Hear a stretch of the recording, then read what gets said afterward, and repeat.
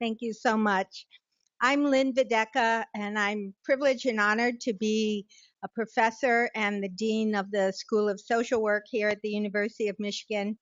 This is my second Veroff Luke Conversations Across the Disciplines program, and I just learned this is the second. There were very many, this is the second official conversation in the Veroff Luke name.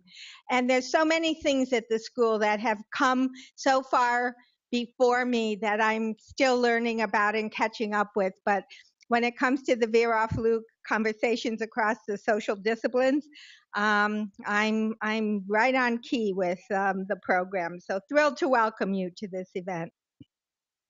This program is modeled after the teaching methods and the teaching approach for doctoral students that our late professor Joe Veroff promoted. And he really believes strongly in integration of perspectives in social work with those of the social sciences. And that is the purpose of today's lecture. And we are extremely proud to be continuing that tradition. I never personally met Joe Veroff, but I know him from his work, including his seminal book, The Inner American. From it, I learned about mental health needs and help seeking, where Americans turn for help with their problems, and I learned it wasn't the mental health professionals that they turned to. Very formative ideas in those early years. I want to thank many people who made this day possible, including those who support the Veroff Luke fund that provides for this excellent program, including Professor Emerita Letha Chadia, Professor Berit Ingersoll Dayton, Professor Beth Reed, and the many family members and friends of Joe Veroff and Catherine Luke. We're especially proud that we have Ginger Luke, Catherine's mother, here joining us today. We now, because of the generosity of these people, have an endowed fund that will provide financial support each year for this special opportunity for our doctoral students. I want to thank also the Doctoral Student Planning Committee. Students, can you, who worked on the Veroff Luke Conversations Across the Discipline, let's have a show of hands. Thank you very much. Let's give you a round of applause. It's a pretty darn sophisticated and complex event, and we're really proud that our students took all the initiative and really did it on their own, as I understand. So thank you so much for contributing to our intellectual community. I'd also like to ask the School of Social Work Development and doctoral program teams, if we have any staff member from those teams, stand up, wave your hand, because thanks to you, we have such an elegant and beautiful setup and event structure. So staff members who had a role in this, let's give you our applause.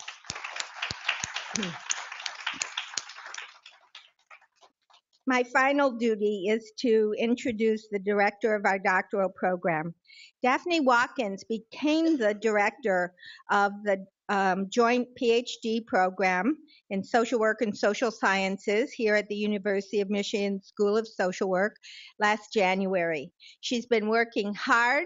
In case you didn't know, we had a great disco party about a week and a half ago, and there was a lot of dancing going on. We just couldn't figure out how to get this rug up, and you wouldn't have recognized the place. Maybe if you're lucky, you'll get to see some pictures of it. Daphne is also working hard on continuing the long tradition of excellence in the joint doctoral program, and we're so thrilled to have your leadership, Daphne. Thanks so much, and your turn at the podium. Thank you.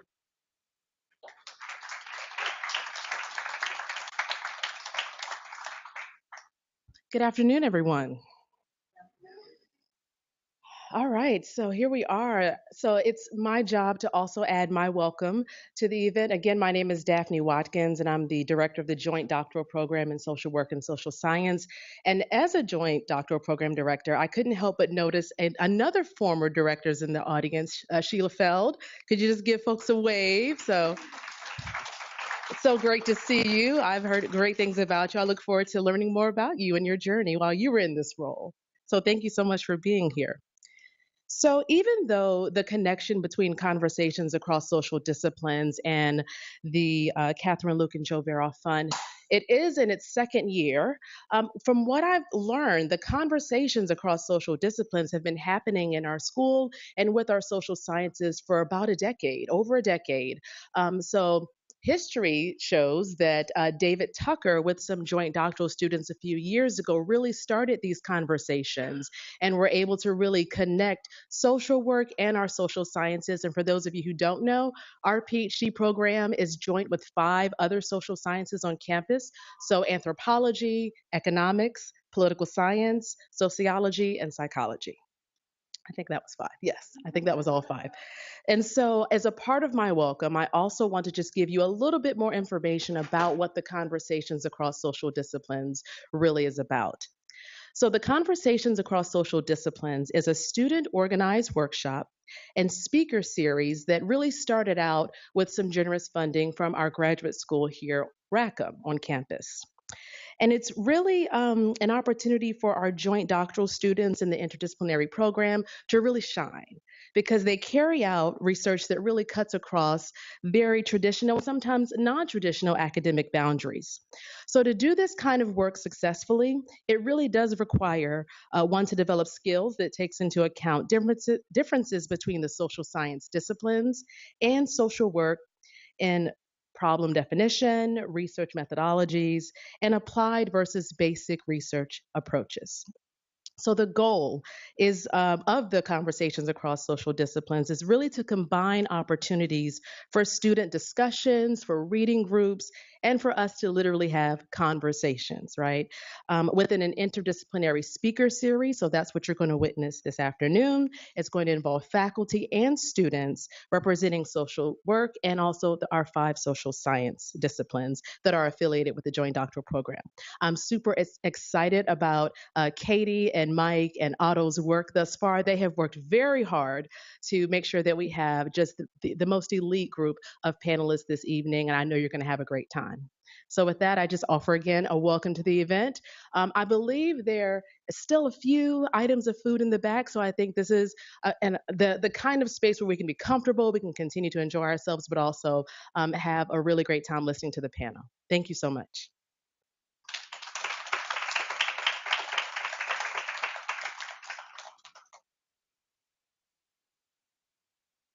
So I'm Beth Glover Reed, one of the founders of this event, and I'm speaking on behalf of Barrett and Letha Chadiha, who were both mentioned as part of this. And Letha has retired and moved to Missouri, so she won't be here, but she gave me some instructions.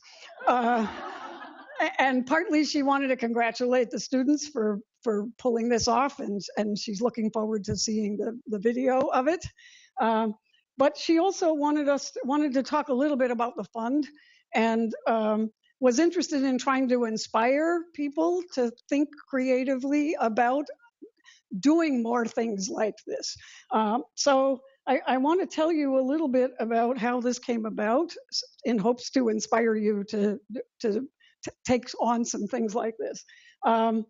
And also, we're still working on raising enough funds for this so that we could do 2 of these a year instead of just 1 a year. When it was funded by Rackham, we were doing as many as 4 a year. So I think there's donation cards back there if you want to give more money. But we think this is an example of how to combine different goals and purposes that has kind of multiple functions. And the functions here are to both to resurrect the conversations across social disciplines, because when we lost the Rackham grant, it got continued mostly with volunteer labor and occasional short grants, but it became very erratic and not consistent. Barrett was very focused on getting support and recognition for students. So it wasn't just a volunteer activity, but something that could go into their resume, and there's also a stipend attached to it. So they have to submit a proposal according to the criteria for it. It gets then selected by the doctoral committee And then they get a bit of a reward for all the work they put in, probably not enough for all the work they put in. And then it also was an opportunity for us to honor two people that various of us cared about a lot and had been very important in our lives. And it happened partly because Letha and I were saying we really missed the conversations across social disciplines. So we were kind of lamenting that. And then Letha was talking about how much she missed Joe, because Joe was her major mentor. She was in anthropology. He was sociology and psychology, and he mentored everybody. He mentored me for a while. And then Catherine's the anniversary of Catherine's death happened, and I was missing her, and we began to realize we were talking about them in very similar ways. So it's an odd combination. They were like 40 years difference in age, but spiritually and generatively they were really very similar. Catherine's last year, Karen Martin was her other co-chair, said she thought she was the most interdisciplinary student she had ever worked with. And incidentally, for this topic, Catherine was the steward for GEO for one of the years she was here. So she cared about unions too. So anyway, we just wanted to say that we miss them and admire them, and I'm really happy that their spirit is embodied in this. And we also want to encourage you to think about who else you might like to honor and things you'd like to continue in the school.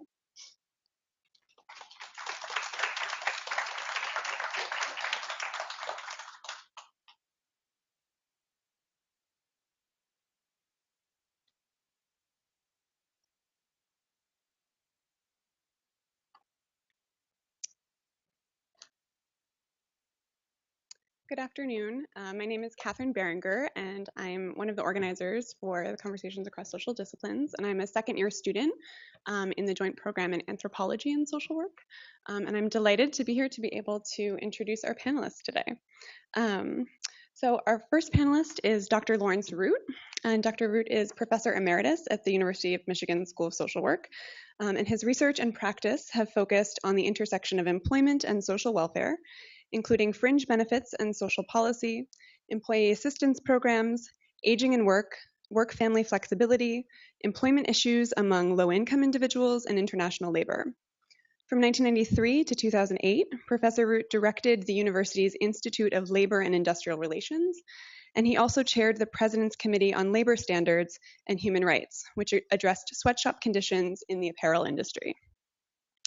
Dr. Mark Courtney is a professor at the University of Chicago School of Social Service Administration and is editor of Social Service Review. Professor Courtney specializes in the study of child welfare policy and service and the connection between child welfare services and other institutions serving marginalized populations. He also studies the professionalization of social work, which is the topic of his book, Unfaithful Angels: How Social Work Has Abandoned Its Mission. Dr. Austin McCoy is a Michigan Mellon Humanities postdoctoral fellow in the Egalitarianism and the Metropolis program in the Taubman School of Architecture and Urban Planning and the History of Art, which is a mouthful, at the University of Michigan. And he's an historian who specializes in African American history, as well as political, urban and cultural history, activism, the carceral state, and hip hop culture. He is working on a book tentatively titled The Quest for Democracy: Black Power, New Left, and Progressive Politics in the Post-Industrial Midwest. And finally, Dr. Marty Bombyk is a professor of social work at Eastern Michigan University and has served on the editorial board of Catalyst, a socialist journal of the social services, and co-led its transformation to the Journal of Progressive Human Services, Radical Thought and Praxis.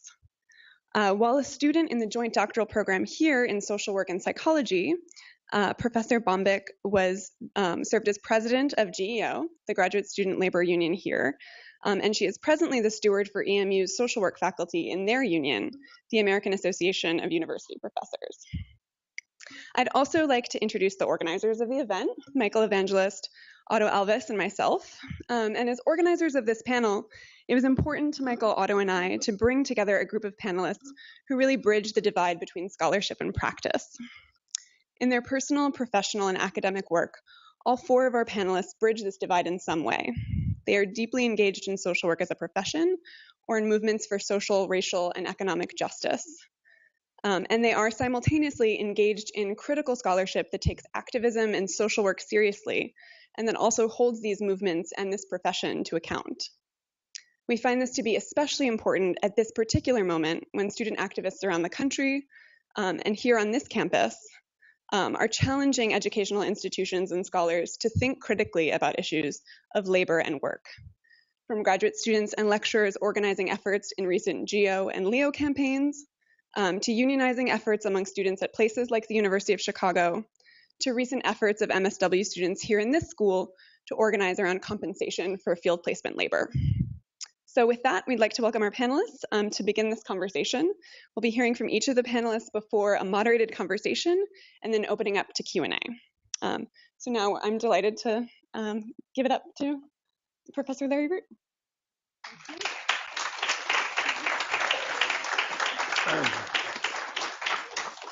Thanks, Catherine. Good afternoon. I'm grateful and I'm honored to be a part of a program remembering Catherine Luke and Joe Veroff. I think about the broad topic of the relationship between social work, unions, and social welfare as kind of a drama in 3 acts. The first act takes place in the 30s. The second act grows out of World War II.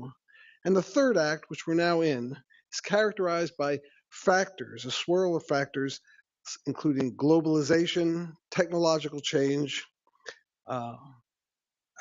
and of course, politics. So Act 1.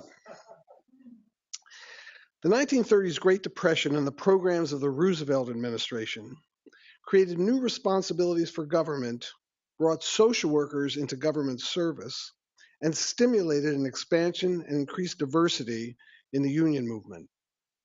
Prior to the 30s, the federal government tended to view unions as a kind of criminal conspiracy against private property rights. Court injunctions and the military were used to stop strikes. Union activists were fired and jailed. The Roosevelt administration changed this. Section 7A of the National Industrial Recovery Act stated that, quote, employees shall have the right to organize and bargain collectively through representatives of their own choosing. The message that workers heard was Roosevelt wants us to organize, and they did. Focusing on the large-scale industrial settings, steel mills, auto factories, other mass production industries. These new industrial unions were a departure from the craft union model that dominated labor at the time. Carpenters were in one union, bricklayers in another. But a steel mill or an auto factory employed workers from many crafts. Organizing by industry, with all the workers in a factory belonging to one union, gave the union greater influence in the workplace. Although unions advocated for the social welfare needs of their members, they've had a mixed record on broader issues of social justice. They often excluded Blacks and women, access to union jobs, favored family members and friends, and were often dominated by particular ethnic groups. The new industrial unions, however, brought greater diversity to the union movement and advocacy for progressive policies. But how did the Great Depression impact social work? By expanding the role of government, New Deal programs created jobs for social workers in the public sector. Prior to that time, most organized social work was in the voluntary or private sector. The widespread impacts of the Depression highlighted systemic causes of joblessness. In that sense, the programmatic and political responses to the Great Depression reinforced and supported the idea of social activism and traditionally been a part of social work. Increased connections between social work and unions were also a product of the 30s. Earlier social work, particularly the settlement movement, had some involvement with unions, working conditions, and workplace fairness. But the Great Depression and the New Deal brought more reform-minded social workers into closer contact with the trade union movement. Some social workers formed their own unions. Many increasingly saw unions as natural allies in advocating for social change. Social work's union-related activities at the time became known as the rank and file movement. Mary Van Cleek a long-term advocate for working women, was one of its leaders. She talked about the solidarity scene in industrial unionism and predicted that no social program of government will have vitality in the future unless it has the support of the labor movement. This idea was that organized labor would play a key role in the development of social advances is central as we turn to the second act, World War II and its aftermath. World War II, with its post-war recovery, led to significant changes by regularizing union operations and expanding the role of fringe benefits as a vehicle for social protections. During the war, unions limited their wage demands and agreed not to strike.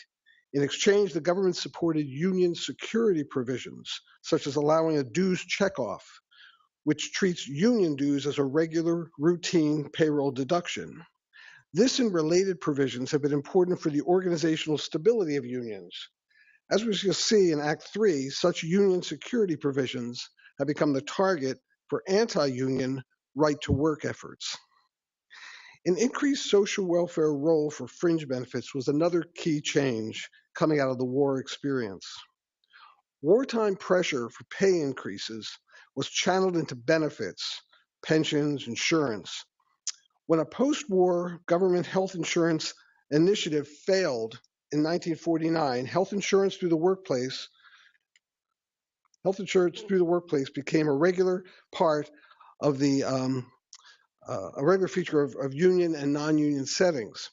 In 1950, about half of all wage and salary workers had hospitalization insurance through the job. By the mid-60s, 3/4 did. This job-based health insurance provided needed protections, but left those who weren't covered more politically isolated. Creating a national health program became less important to many individuals and families. And as we've seen with recent efforts to pass national health insurance, it created institutions and vested interests which make government reform of health insurance, particularly moving to a single payer system, much more difficult.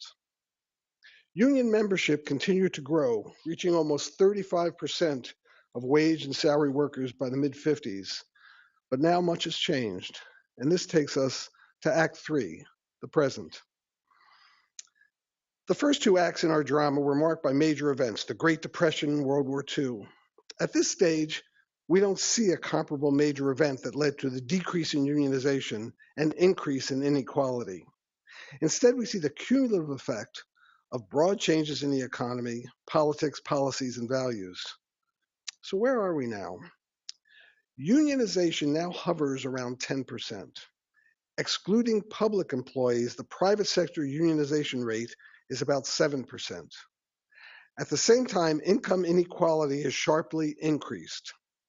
In 1970, the income of the richest 20% of households was about 1/3 higher than the combined income of the bottom 60%. In 2015, it was twice as much. The Gini coefficient, a measure of income inequality, has reached levels not seen since the Gilded Age, before the Great Depression. What factors help explain these changes? One is the hollowing out of middle-income jobs. Much of manufacturing has moved to lower-cost countries, lower-wage countries. While lower prices for consumers have been a help, it has been at the expense of good jobs, often union jobs, that had been the livelihood of middle-class Americans. Many other jobs have been lost to technology, robots replacing line workers, ATMs replacing bank tellers. Such tech changes have created jobs, but not nearly as many as they've eliminated. Within firms, CEO pay has skyrocketed. In the late 70s, the average CEO pay was about 30 times that of their average worker. They're now over 200 times that of the average worker. This change can be traced to decreases in the tax rates for high incomes, as well as a failure of lower wages to keep up. Management bonuses reward short-term profitability, while they devalue longer-term planning. outsourcing of jobs, increased use of independent contractors and temps rather than regular employees have further depressed wages, benefits, and security. In terms of unionization, President Reagan's 1981 firing of 13,000 striking air traffic controllers can be seen as a turning point.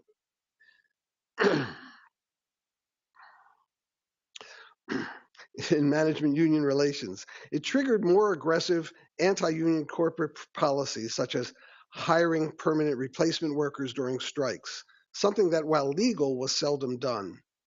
In this more draconian environment, a strike, the ultimate tool of workers when negotiations are an impasse, has become much more dangerous.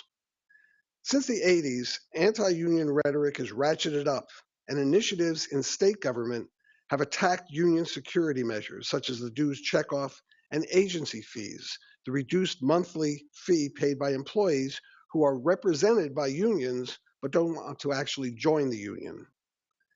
Act 3 does not yet seem to have a defining single event. Instead, we see the impact of 1,000 cuts, many smaller changes that are drawing off the strength of the union movement, with profound impacts on income inequality and the well-being of lower income workers. But even in the face of political attacks, over 60% of Americans still say they approve of unions. The rhetoric of last fall's election has been described as reflecting working class populism. Whether such populism could translate into policies that actually address the needs of working people remains to be seen. That's it.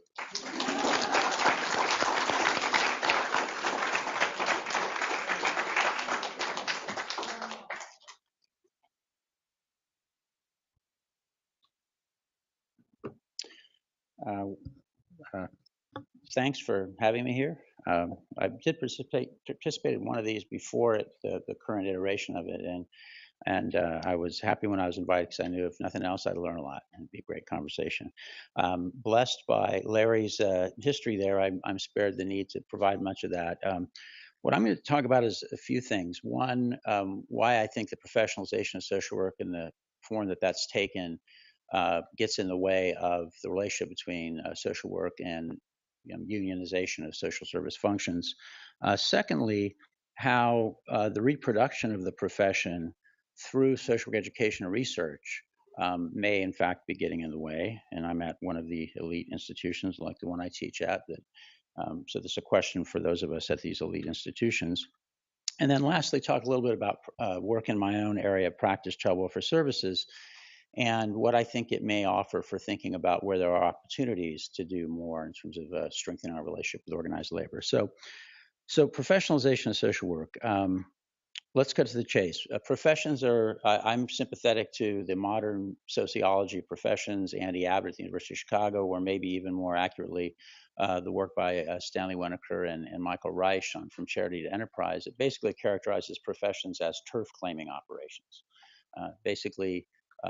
And Reich and Winokur basically say social work is an enterprise of middle class, working class, upper working class, middle class folks aspiring to control the provision of a particular kind of service, and in the process enhance their working conditions.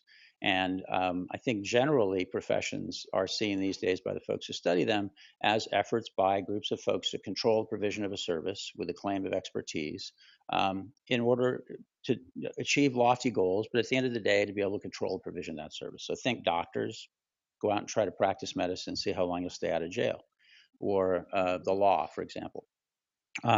And given that that's what professions are, we can come back and talk about whether you agree with that or not.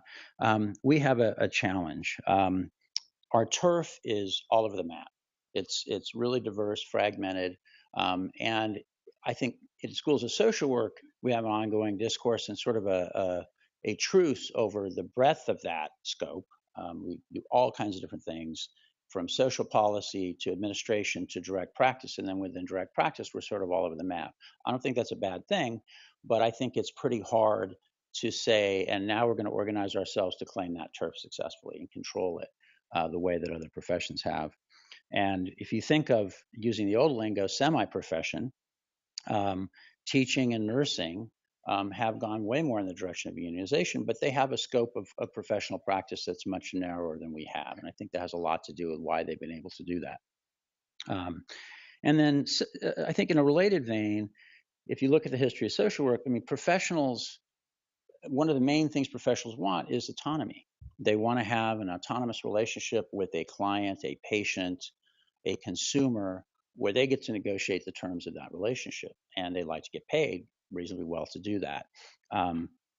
That mitigates against identifying yourself as a worker. And I think that that's something that many folks, and sort of not everybody, but many folks sort of shy away from the idea that they would want to be unionized. Why would I want that? I'm a professional. And I think in American social work, so looking at it internationally, there actually are places in the world where social work has defined its scope a bit more narrowly. We own the public social services, for example, and they've been much more effective at saying you must have a social work credential. And I'm struck by folks visiting me talk about child welfare services in some other countries, and they're shocked that, wow, you let anybody do that? I mean, you just hire people off the street and give them 40 hours of training and let them take people's kids away? We would never do that. But I think the growing influence within American social work, and this speaks to our book, my book with Harry Speck on Faithful Angels, of mental health professionals, many of which wanted to go in private practice, so they were perfectly happy to hang up a shingle, has in some ways undermined the ability of social work as a broad profession to think of itself as a place where we should be organizing ourselves as service professionals. And I think if you look at the history of NASW and its activism in terms of policy advocacy, it's not a coincidence that for many years it was primarily concerned with third-party payment. We want to make sure that our mental health professionals get paid like these other professionals do. But a lot of us in other fields, not in mental health services, really haven't found NASW to be particularly useful. And it doesn't represent the entire profession. It doesn't represent BSWs. It doesn't represent entire areas of practice. So unlike teaching or nursing, we're sort of missing out on that. So that's sort of part one. Professionalization in social work, why does that have something to do? Does that work in our favor for unionization? I think the answer is no.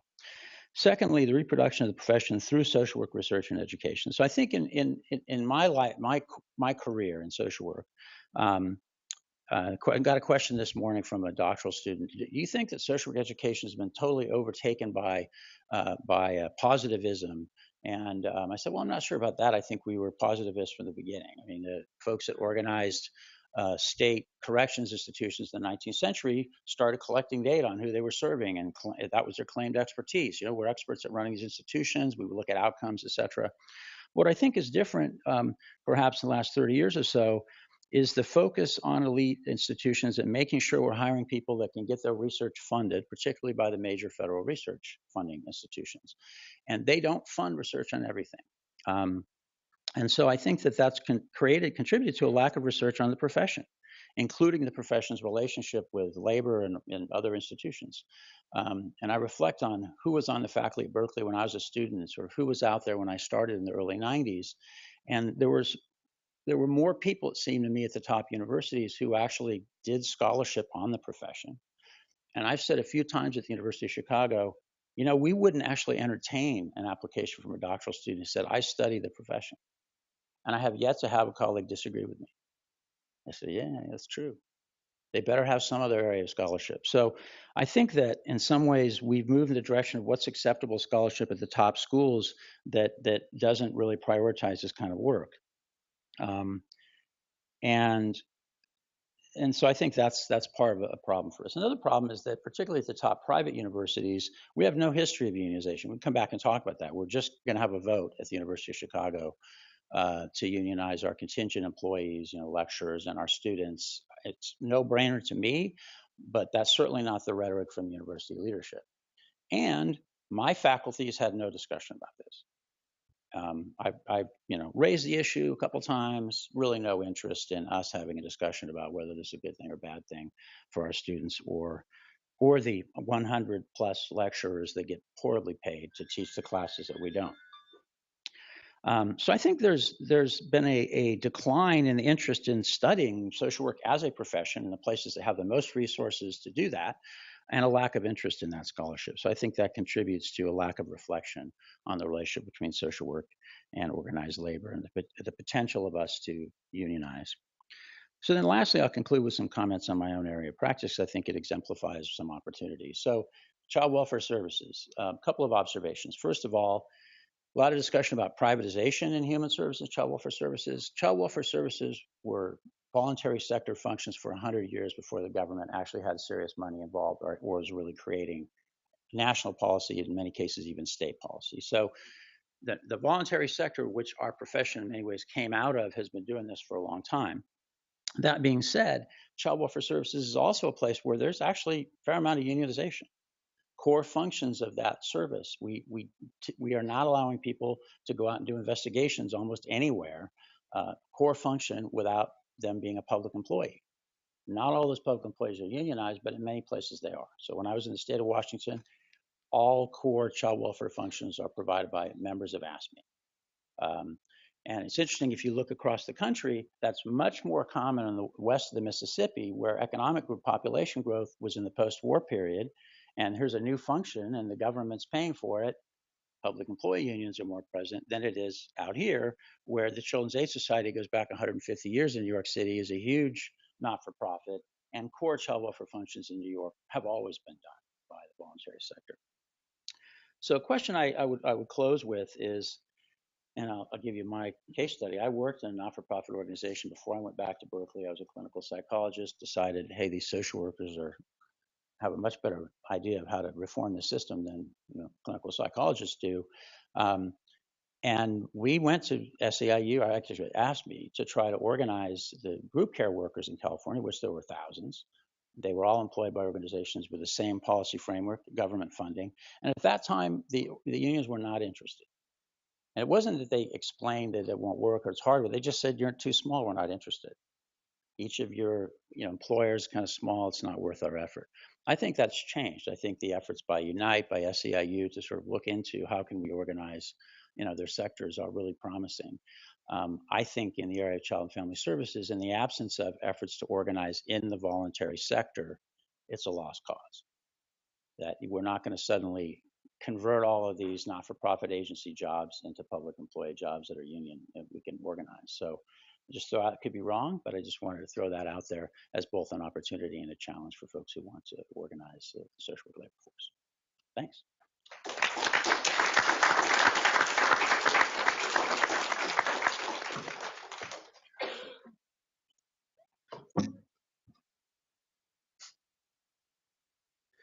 Good afternoon, everyone. How's everybody doing? It's been a long week. It has been a long week. It's not your fault. It is Charles Murray's fault. Spent most of the week organizing the protest against that guy. So my talk is basically called Black Lives Matter to Labor and Social Work.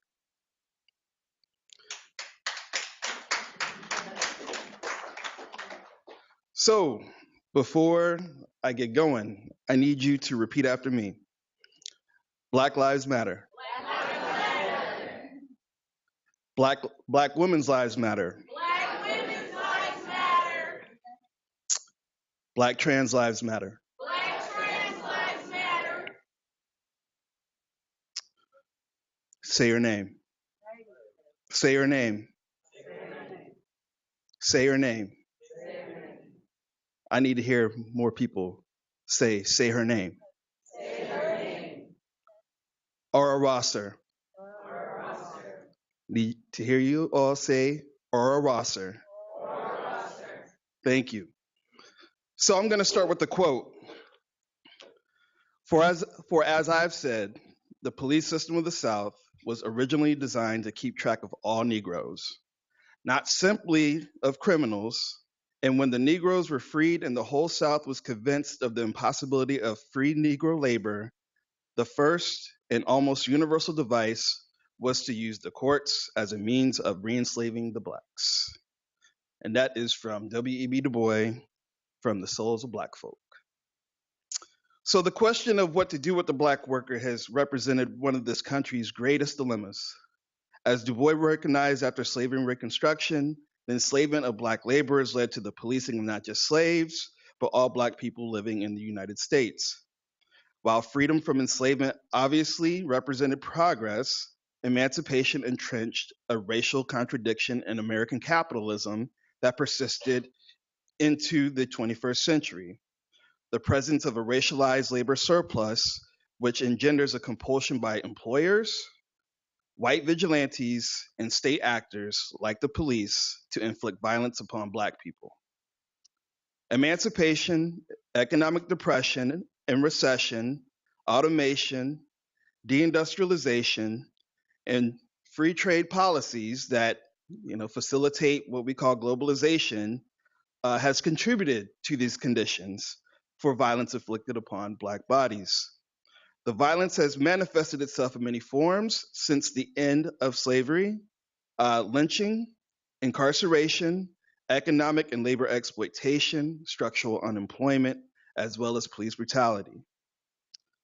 Black labor leaders and many Black Lives Matter activists have urged the rest of organized labor to understand these contradictions since the emergence of the movement for Black lives. And a report written by labor unions and Black worker organizations, A Future of Workers, or Future for Workers, a contribution from Black labor, these groups argued for a transformed labor movement, and they advanced an important point. And their point was this: if organized labor hoped to regain power and to realize economic justice, it must work to eliminate state violence and mass incarceration. This point also seems to be key for folks who are working in the social work field. Now, this report came out in January 2016, months before Donald Trump's election, months before, we got, I can't believe I'm forgetting the Department of Justice, like the racist guy that is the head of the Department of Justice. What's his name? Sessions.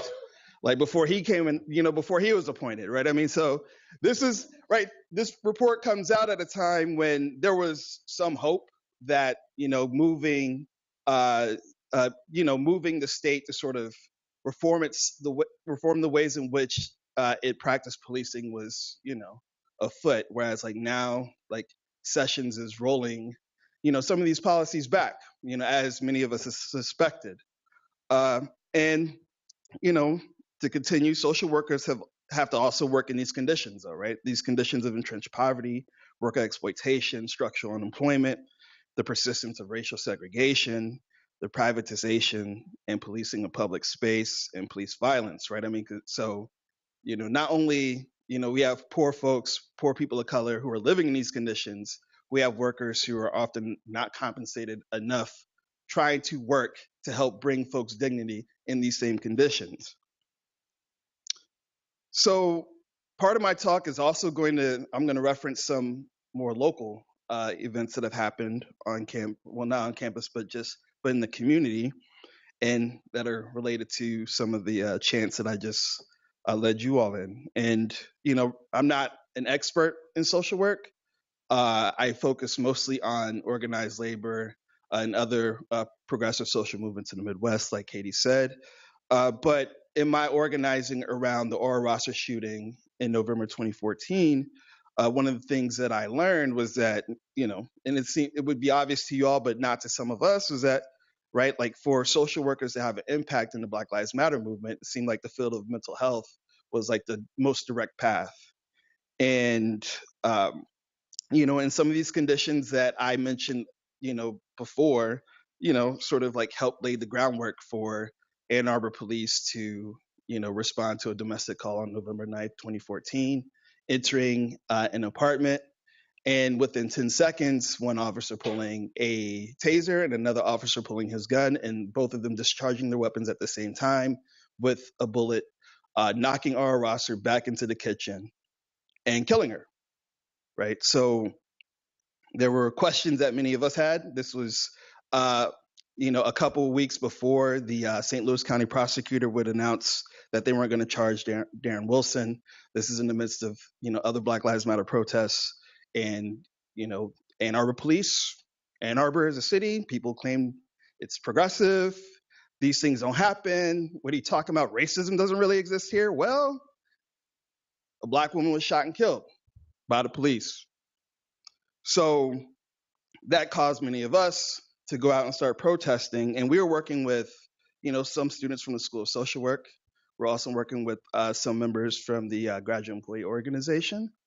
And some of this work sort of led us to ask, various questions, like why are police officers put in position to intervene in medical and domestic crises without the assistance of psychologists and social workers, like in some cities like Memphis?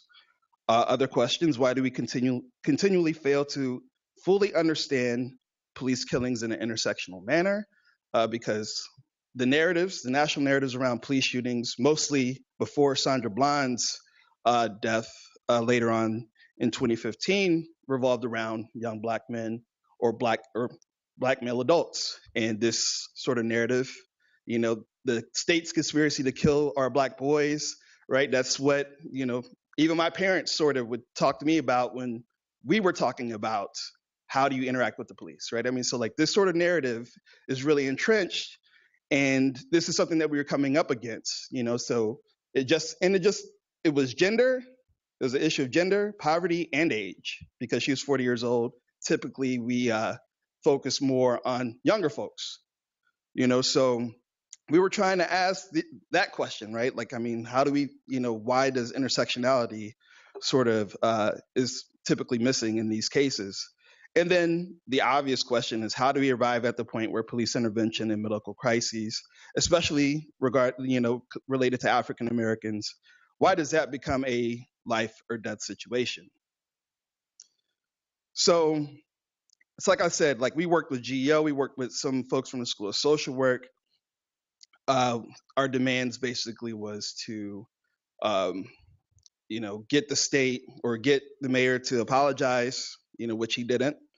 We wanted the officer, David Reed, to be fired, and we wanted the state to pay for our roster's funeral expenses because, the state taking one's life leaves a financial hole for the survivors of the family. So we engaged in, various direct action tactics.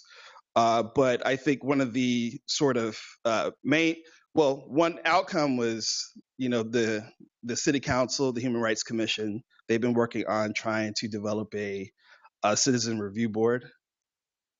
That's one positive outcome if it happens, one, but two, we can talk about whether or not, those sorts of entities are effective. But the sort of main lesson, though, at least in terms of organizing, was the fact that we had a moment here in Ann Arbor where you had racial justice activists, organized labor activists, and social work students working together, with, folks in the community to try to bring Ora Rosser and her family justice. So I think the death in the movement here sort of illustrates the potential of bringing, these three entities together.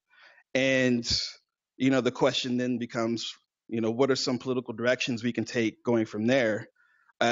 First, we will need to advocate for better working conditions for social workers. And I think that starts for students, so if you're working in the School of Social Work, working for the School of Social Work, and you're performing very tough labor for free, I think that's a pretty good place to start, right? I mean, because it's about not only being able to work, it's about being able to, work with dignity, but then also to instill those values that you should advocate for yourselves, and you should advocate while you're advocating for poor folks or folks who don't have means. And then, obviously, I think the sort of long range goal is to attack the conditions that continue to generate poverty and rebuilding the safety net and investing in mental health. And regarding organized labor, I think, unionist participation in the Black Lives Matter movement may draw more in, but it won't necessarily solve the problem of labor density, and which the numbers that Dr. Root sort of like already outlined, right? The sort of 7% of people in labor, like the Black Lives Matter movement won't solve that problem, but it's a perfect venue for social justice or social movement unionism. And labor locals, councils, and worker organizations should continue to serve as a resource hub for Black Lives Matter activists and for the movement against state violence. And, this could generate just more cross fertilization between organized labor and racial justice. So ultimately, we need to create better points of contact between these three groups. We all have individual mutual interests in a potential coalition. We would all benefit by advocating for a strong welfare state, especially one that covers mental health care universally. A more robust welfare state would, if we are to actually have police, release them from the burden of having to address social problems. Social workers may then may have more latitude to do their jobs. Reducing the number of police might also help in this regard. We would also have a mutual interest in advocating for decarceration and a universal jobs guarantee at the very least. That just means more workers for organized labor to organize. We would be remiss to not recognize the particularity of Black women's and Black trans folks' relationship to state violence. And lastly, racial justice activists, labor organizers, and social workers charged to help save lives and help citizens live with more dignity underscores the quest to address the initial Black labor question that I started with. Thank you.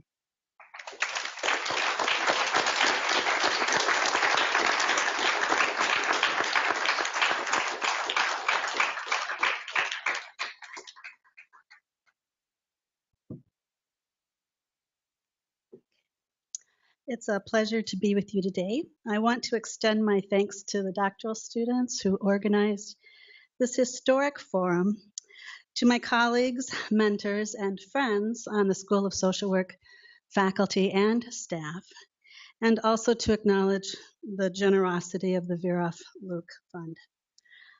Thanks also to everyone present, some of whom might be neglecting something important to be here. And I hope that this event will be worth your while. So my role as the caboose in this panel is to do what Otto told me to do. He said, help people join unions. So my remarks are those of the pragmatic practitioner, a little bit of guide.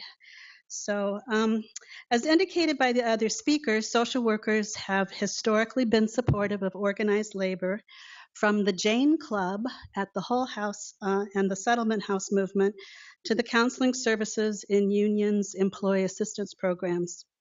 As private citizens, we are supportive of the efforts of union members in negotiating their contracts and have joined their picket lines while they're on strike. We also support the organized labor in our client communities when they are engaging in organizing, bargaining, and striking. And we welcome our alliance with organized labor in electoral politics, supporting progressive legislation, and providing a needed voice at the local level for working people. So as for social workers who are employees, it is largely the result of their representation by labor unions serving public employees that workers employed in the governmental sector enjoy higher wages, better benefits, and a grievance process. And it's one of the reasons why people are attracted to working with the Department of Health and Human Services. In Michigan, these unions are typically the United Auto Workers, the Michigan State Employee Association, and Service Employees International Union, SEIU. So social workers in the private sector are more challenged in seeking union protection. Independent practitioners, also known as people in private practice, have at various times affiliated with professional organizations to see what they can get in terms of protections or benefits. So for example, the Clinical Social Work Association has offered discounted liability insurance and assistance with third-party payments. And importantly, just like NASW, advocacy at the state and federal level for legislation that will fund mental health services and other domestic social welfare programs so critical to saving lives in our communities. Social workers in nonprofits have a different road to hoe. They usually the impetus to organize in the nonprofit organization is a place where the working conditions are really bad. And I mean rats, kind of working conditions, and also low wages. These are the workplaces where there's a very high turnover in employees. Sometimes it's very difficult for these organizing committees to reach out and get support from the nonprofit unions because they're too small or whatever, though it is changing somewhat. AFSCME and SEIU have been apparently the most helpful to those. It also behooves us to talk about, in a more utopian sense, not all nonprofit workplaces cause workers to turn over in high numbers, cause burnout and dissatisfaction, and pay workers poorly. They're not plentiful, but they do exist. And those that integrate workers democratically in making decisions and planning agency services and programs do hold on to their employees longer by providing them with a supportive niche for empowerment practice with populations that they're devoted to and have a passion for working with them. And I think in some cases, for example, agencies that provide services to survivors of sexual assault and domestic violence are these kinds of agencies where the passion is particularly strong. There are some cutting edge progressive organizations that may never spark a desire or a movement toward organizing a union. And in Washtenaw County, I know of at least one that is likely to never cause their employees to want to pursue an organizing campaign. And this is the kind of organization that gets Best Workplace Awards in Detroit's Crain's magazine, consistently for its positive workplace culture and meaningfulness. So for the rest, and I'm kind of cautious because I really don't know my audience, and I don't know how many of you would ever think about organizing a union or where your career is going to take you. Some of us are closer to retirement than to the next steps in our career, but you might have a grandchild or somebody that you know that needs to organize a union. And for the younger people here, including those who are 40, who I consider young, the opportunity may yet arise. So I'm just going to give you a quick thumbnail sketch of some tips that you might follow, with more emphasis on the initial ones because the seed that is really holds the key to the future. So the first one, when you're in a workplace that causes you dissatisfaction, it's very likely you're not alone. And it's very good to start talking about it with other people whom you trust, and let the circle of that conversation grow. What you want to do is form a group of people who will commit to working with you that will eventually become your organizing committee. But before you embark on this very costly and time intensive and emotionally draining process of organizing a union, I really recommend you fully discuss the grievances with your group and get very clear about exactly what is it that you want changed, and also to consider whether or not any of these can be addressed in reforms other than organizing a union. And it's not for a I'm not recommending a cool out strategy. I'm recommending that you think these things through, because when you go talk to other people, some people say, well, do we really need to organize a union? And so some of these things that may be pursued in other directions, you might want to try, if only just to be able to prove that, see, we tried and we really have no other resort. We have exhausted our options for addressing this in other ways. Or you might want to consider that these are things that that you don't want to go that way, because if we engage with it, the management will give us some kind of token concession that will only be a cool out strategy, and it'll weaken us down the road. So you really have to know your workplace and know your management, but you need to be able to stand on solid ground as to why you are doing this, not just because of the demands, but because this organizational structure is the vehicle for getting our goals accomplished. The second point is to research your unions who will represent your category of worker, interview their organizing staff, present your list of grievances, and see if they'll back you and what they have to offer. The third step is to decide which union you want to go with that has the best chance of winning the vote from the workers and also helping you achieve a good contract.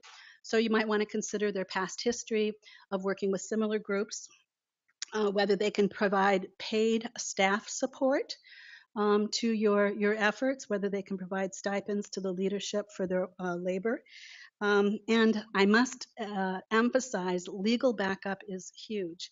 And when I was working with the Graduate Employees Organization, I worked with it for many years, more than being just the year I was the president. But at the time I was working with the GEO, as many in the room know, we were being dragged through the courts by the university over our right to bargain collectively under the Public Employee Relations Act of Michigan. And were it not for the free provision of an ace lawyer by the Michigan Federation of Teachers, his name was Mark Cousins. Tribute, right? I mean, this guy was great. He's the reason why we have GEO now. He won those cases for us in the courts. And so I just can't emphasize enough checking into legal resources, because you never know what kinds of problems you'll have with that. And the Michigan Federation of Teachers stood by us generously.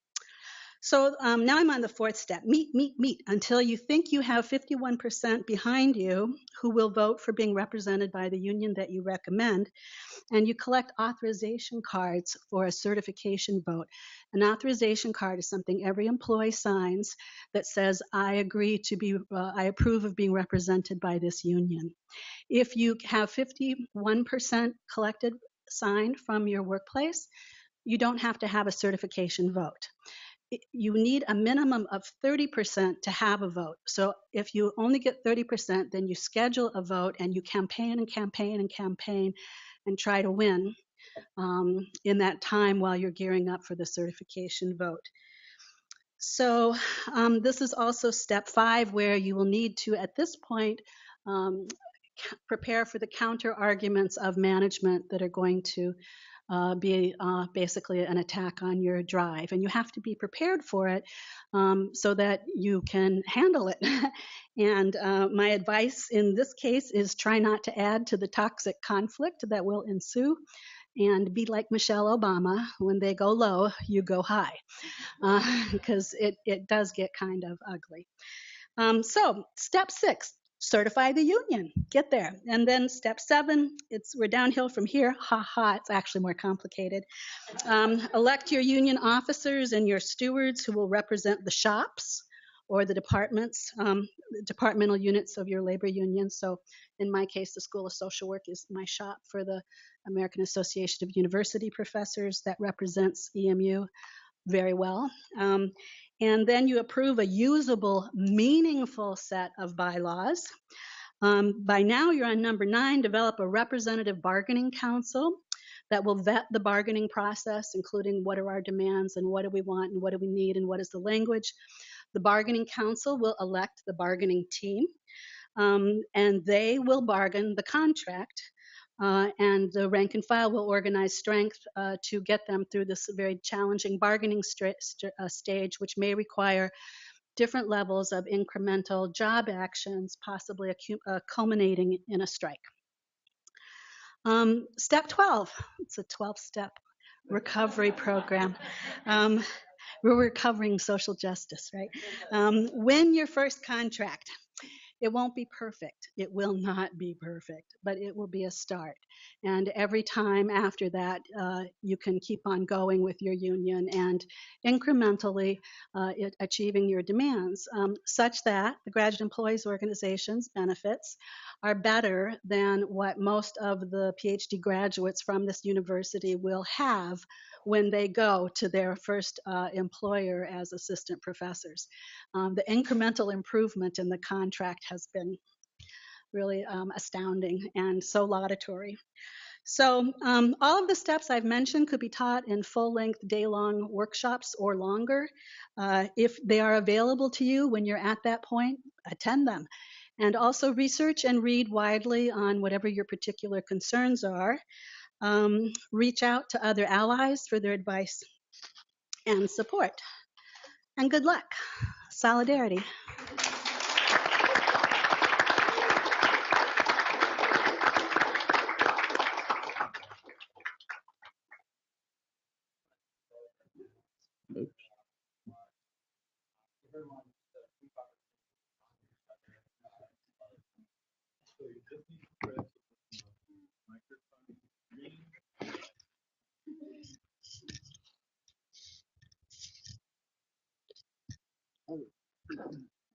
Yeah, I'm stimulated by some things that Marty was saying. One of the things, it's really tough, and she was praising having a volunteer lawyer in dealing with these issues, but it's really tough to work within labor law now, and it's especially tough for smaller organizations. And there's a whole range of organizational types that are not labor unions, but are sort of related to it. So you've got things like worker centers, which really emerged primarily in dealing with people who are undocumented. You've got something like ROC, the Restaurant Opportunity Center, which is based in New York and they have it in Detroit and New Orleans. And they're groups that sort of use organizational tactics in order to impact their work situation. So when you have someone like ROC picketing a restaurant because of unfair labor practices, they're not a labor union that has to conform to a bunch of defined activities, but they can add pressure in a way that's very sensitive for a restaurant owner. I was underlying what I'm saying is there have been so many problems with when I mentioned 1,000 cuts that have hurt the union movement. Things like the way you define a supervisor under labor law can include too many people. Things like you can you can never get a first contract, and Marty brought that up as an issue. But when you have new unions, very often an employer activity can be to stall agreeing to a first contract, and so that's a problem. You can have people dismissed, and so the penalty for an unfair labor practice for dismissing someone for organizing, which is illegal, is that you have to give them back pay that they lost. Except if that person had another job, that's deducted from whatever the employer who engaged in an unfair labor practice did. So it ends up being a very small penalty, and it's worth it for an employer who really doesn't want to have a union and really wants to fight it to engage in an unfair labor practice, and you're kind of stuck. So I think there are new forms of organization that may offer potential new directions for addressing issues.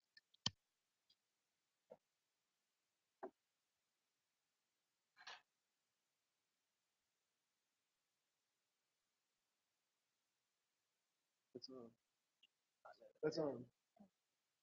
Thank you.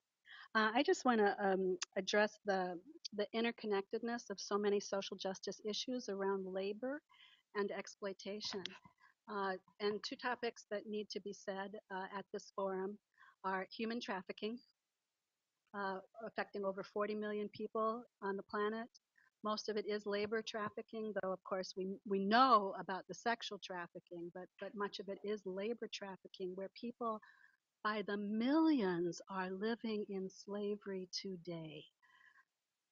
And then also the prison labor, in which are the growth of and privatization of the prison industrial complex, exploiting the people who, many of whom are there unjustly and are being overly persecuted compared to what happens to white collar criminals, and are being exploited by for-profit businesses for their essentially it's the new version of slave labor in the United States. Austin wants to say something about that.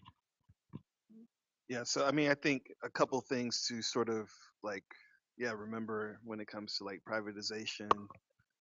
and just mass incarceration in general, right? I mean, most prisoners are in state prisons, right? So like the federal prisons like have a much smaller population, and privatization, it creates weird tensions between obviously like the prison conditions deteriorate typically for inmates, but then also if you think about how it might actually affect the prison guards who actually work there, and it's like right the like when the what am I saying, what am I trying to say, when the conditions for inmates deteriorate, typically that means the work conditions for guards deteriorate.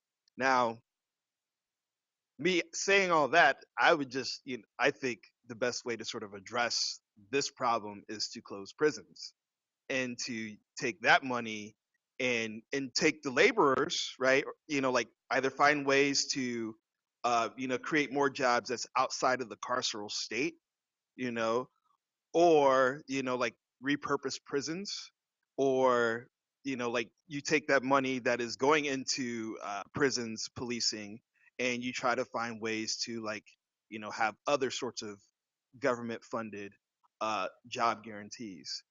So like that's sort of like my, I guess for some people it would be utopian, but there are folks like Marie Gottschalk who are scholars of mass incarceration, and actually like she argues to sort of cut down the prison population, you actually have to close prisons, right? I mean, so like you're at a point where even the sort of like utopian vision is probably the most realistic one if you actually want to cut down the prison population, if and if you want to address these work conditions, right? I mean, so yeah, like I think privatization like creates these tensions where they then begin to highlight just the general problem of mass incarceration.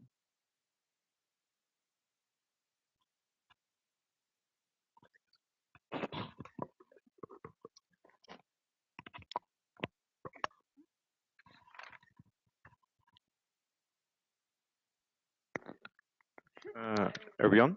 Yes, wonderful. Well, first of all, thank you so much for your insightful contributions. We really enjoyed this panel. It was delightful. And we would like to present you with a few questions to sparkle some conversation. I guess I would like to start with one question that was sent to us by our MSW students.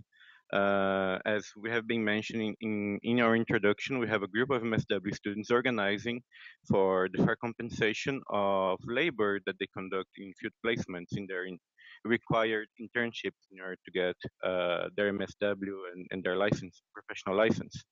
And so I will read their question, and I would love to, I guess all of us would love to hear comments on it.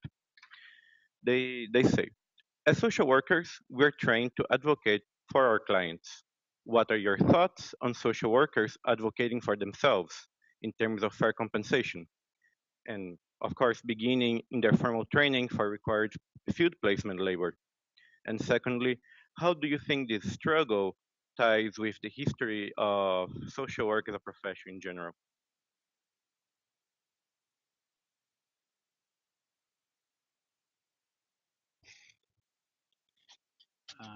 Well, yeah, I had a chance to talk a bit with some of the students. I think the question of master students working for free and essentially subsidizing publicly supported social services is a very good question. I think it's a symptom of a much larger problem, right? That in fact we have a social service, and again, social what that means a lot of different things, but and it varies depending on what system you're in. I think the healthcare system is viewed as more of an entitlement. There's more, of a foundation there than many social services, but that generally we still live with a legacy of social services that were charity, a calling. We professionalize that, claim an expertise in it over the years. But nevertheless, that's still the attitude that much of the public has toward many of these social services. And in some ways we enable that, right? And that's a symptom of it, right? We enable it by saying we're going to contribute a bunch of free labor. And I've been at schools where we do a good job of counting the thousands of hours of free labor we provide every year. And I remember it took me a while to realize, well, why are we bragging about that?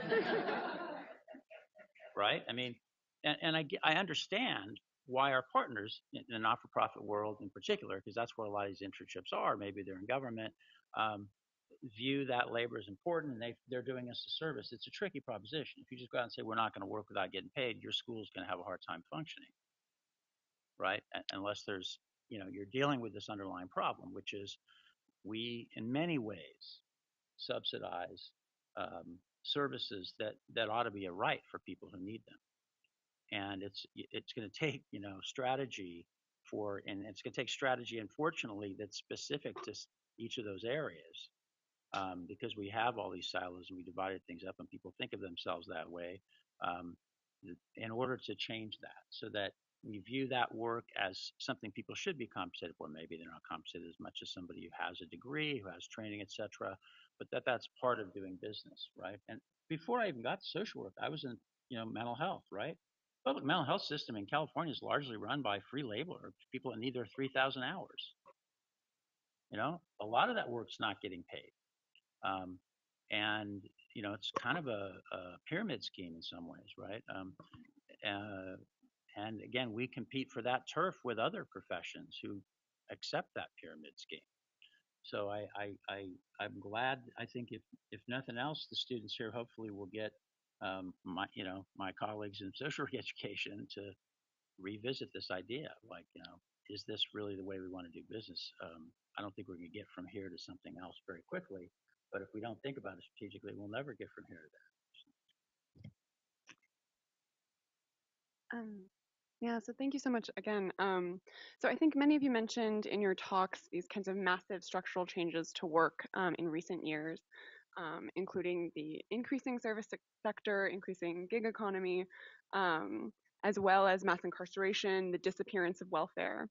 So I think broadly we're really interested in how you see social work positioned both as service sector employees themselves and as people advocating for those most affected by those structural changes to really participate in a revitalized labor movement.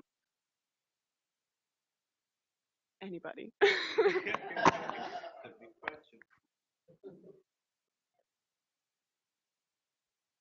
I can comment briefly on the focusing on the social work part of it. I mean, I think we should be advocating for consumers, folks we work with,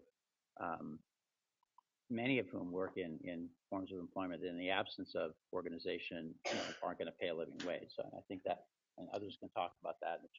But within social work, I think that the changes in technology are having huge impacts in areas that I'm familiar with, right? And in fact, a lot of privatization, or even putting aside privatization, the rationalization of human services is driven by ideas from the corporate world that if only we in the private sector were running this, it would all work.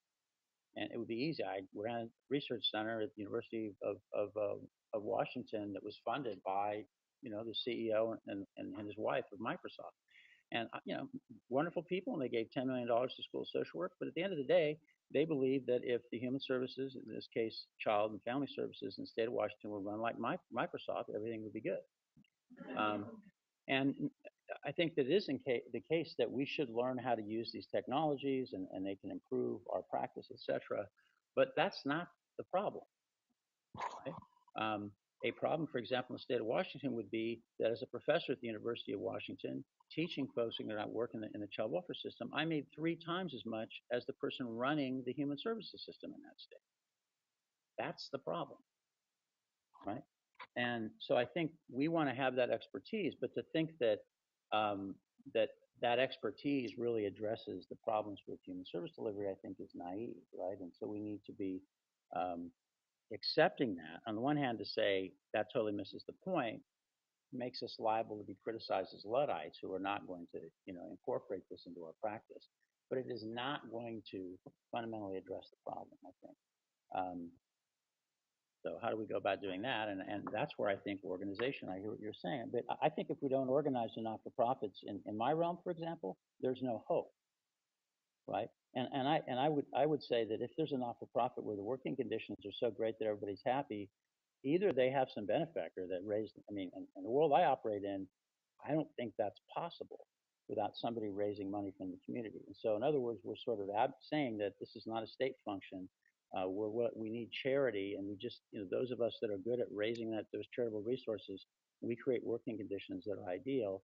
I would love to figure out between schools of social work and organized labor, how do we organize these not-for-profit entities that are really holding up our human services system in the country?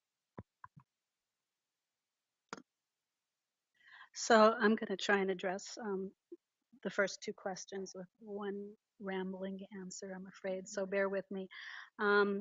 First of all, I want to acknowledge that it's been decades since I was a student, as in 43 years. And my situation at the time was I could work as a steward for the Hotel Motel Restaurant organization, as a desk clerk at the Holiday Inn. And I had to unionize because they would hire me to check out an Ohio State weekend and book them and everything with like overbooked reservations and being the only desk clerk. So yeah, really bad working conditions. But with that little measly union wage kind of minimum-ish wage job, I was able to work full times in the summer and 3 nights a week during the school year, and I could completely pay for my undergraduate degree at the University of Michigan. Right. So I really understand when millennials say you don't get it, because the rents are too high and the tuition is too high. And so, yeah, of course you feel exploited because you're thinking instead of being at this field placement, I could be working, or or you're just thinking about how if it's not meeting your expectations of providing you with the kind of training that you were hoping to get, you feel hugely disappointed. So I definitely understand that. Tomorrow, however, I'm going to a forum in Washtenaw Community College at the Morris Lawrence building, and I don't think they'll mind if anybody crashes. We're going to talk about the impact of the impending federal budget cuts on social services in Washtenaw County, and it's bleak. And so one of the things I think of is that in terms of pressing for payment for internships, it's going to be hard. You can't get water out of a stone, right? But there's one sector that does have a shortage of workers that has resources, maybe, and that's the child welfare sector, because it's getting very difficult right now to hire people to be child welfare workers that are credentialed at the master's level. And it's been within my recent experience the past 20 years that the Department of Health, whatever they're calling it at the time, provides tuition and provides stipends in what are called field units, where even they hired a faculty member to be in the field unit with the students in that workplace and to train them in those jobs. And so that was a grant-based stipend for students. While I was at Fordham University in New York City, I was the director of a homeless mental health project based in the Park Avenue Armory on the 4th and 5th floor. Nobody knew that there were hundreds of the so-called bag lady population, women over 40 who had been suffering on the streets of New York City, who had been brought into shelter. And I was able to provide five interns with payment and tuition, not complete for the private Fordham University tuition, but there was cash in there for them and tuition money. And every year, as the grant director, I had less money to work with because I was also providing health care for the professional MSW staff that were employed to supervise the students. So this is where this did not work out according to my ideology. I was expecting by that time we were supposed to have national health insurance, and so many revolutions were supposed to have happened by the time I was 35. I was so disappointed.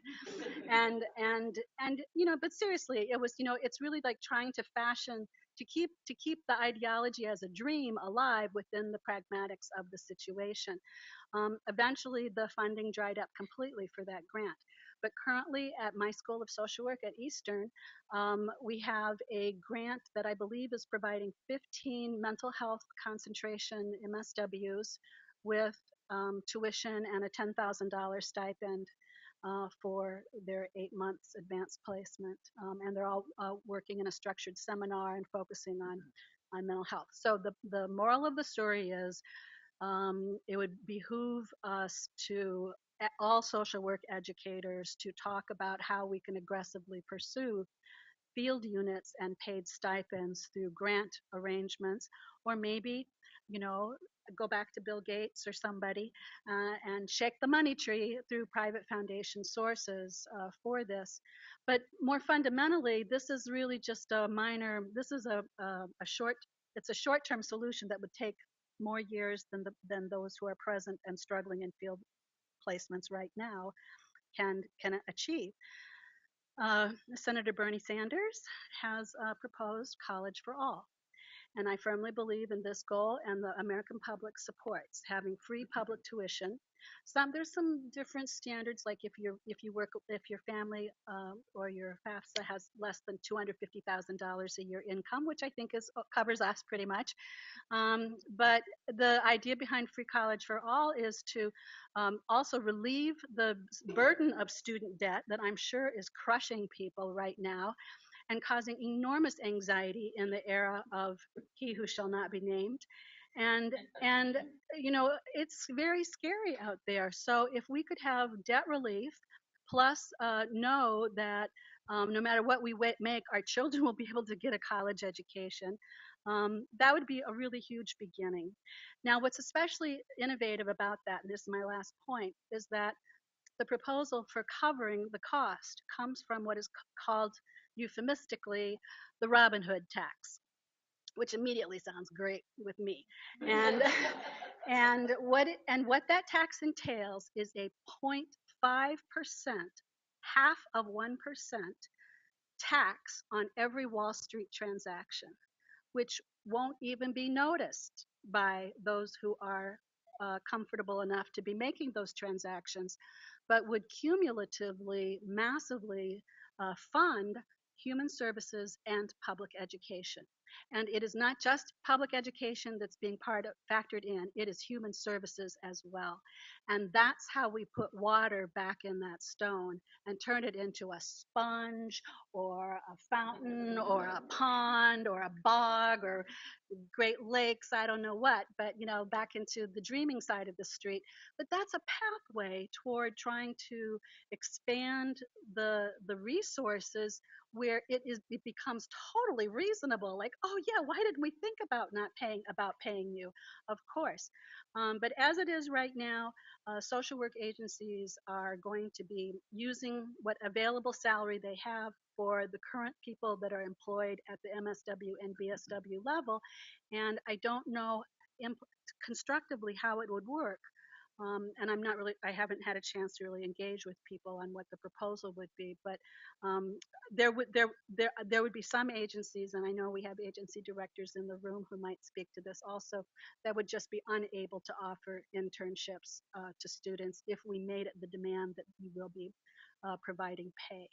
I think that many compromises might be made in cases where it can be clearly demonstrated that those students employed are generating revenue for the agency. There might be room to negotiate, and that is laudable. And I think even small reforms in that direction are worth pursuing.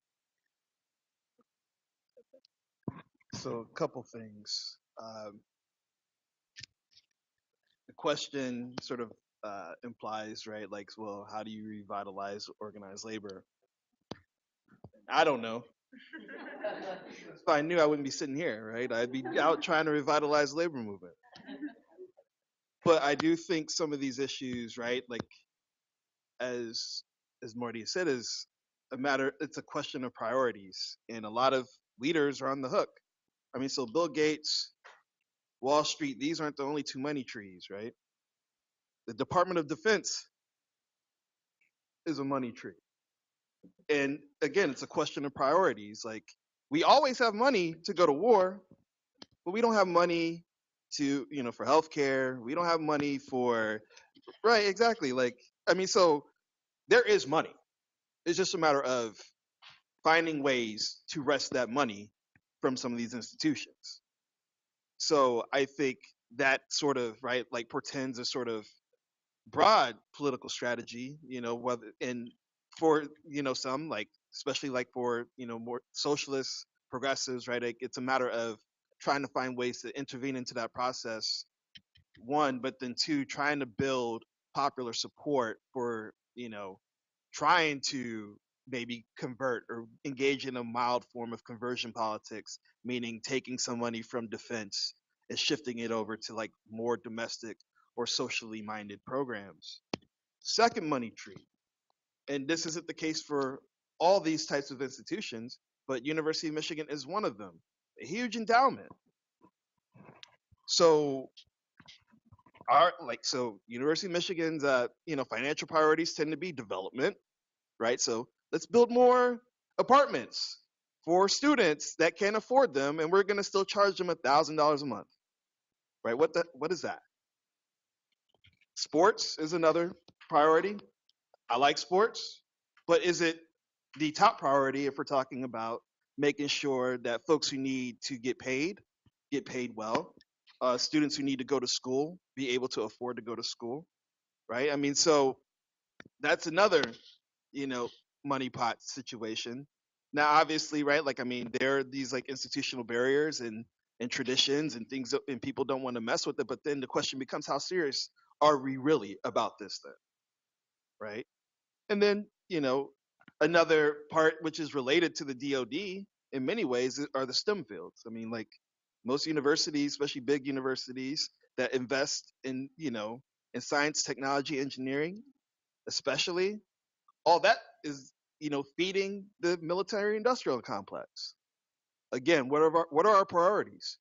Not saying that these fields should be eliminated or anything like that, but maybe we need to begin to try to convince some people to balance out some of these priorities a little better. We have a couple minutes for questions from the audience. So, do you want to start us off? I think when I listen to the questions about the students wanting to have, when I think about the students asking for paid internships, I really think about the university as a microcosm of our society. And I think that the distance between people who are working and people who are wealthy continues to increase. And I think that we as social workers are getting closer to the people that we serve. And so when I think about the cost of education at the University of Michigan and the salaries that social workers are going to be able to earn in the society, is clearly about our priorities as a nation. And I think, as the gentleman said, he makes 3 times as much money as a professor as the child welfare workers, is a great example of the priorities that we have in this nation. And so if we're thinking about social justice and we're talking about labor, and if, as social workers, if we get to kind of the roots of our origins, we're in a society where the values are not about human rights and civil rights. And I think that what we should be advocating for is a living wage. And if everybody earned a living wage, then those disparities would decrease. Many of our social issues and problems, which are clearly rooted in poverty, even though we continue to address them and think about them in terms of silos, are really the real issues. And I think that if we're thinking about social justice and we're thinking about labor and we're thinking about the intersections of social work and labor, I think those are the real conversations that need to take place.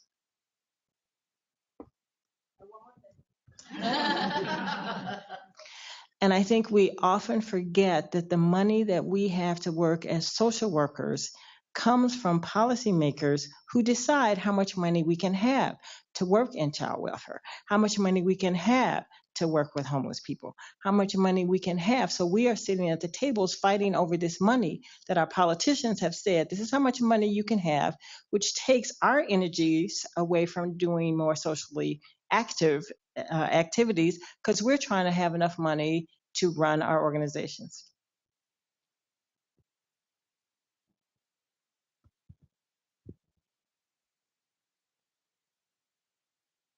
I'm a longtime Washtenaw County resident.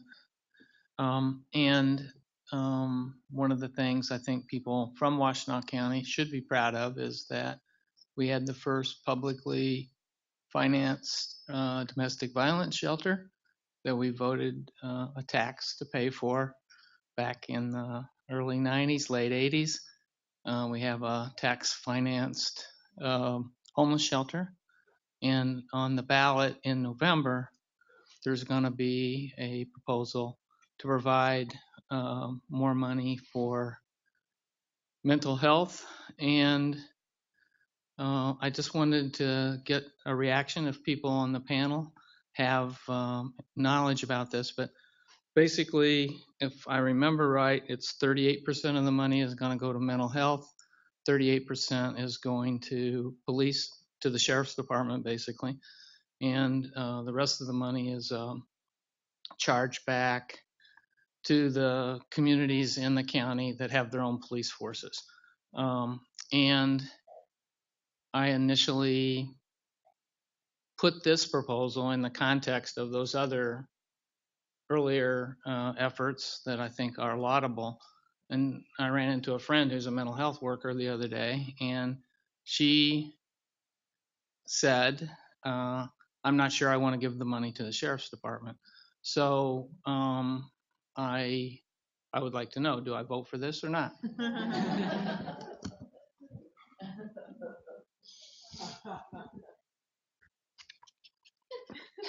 My phaser's not working.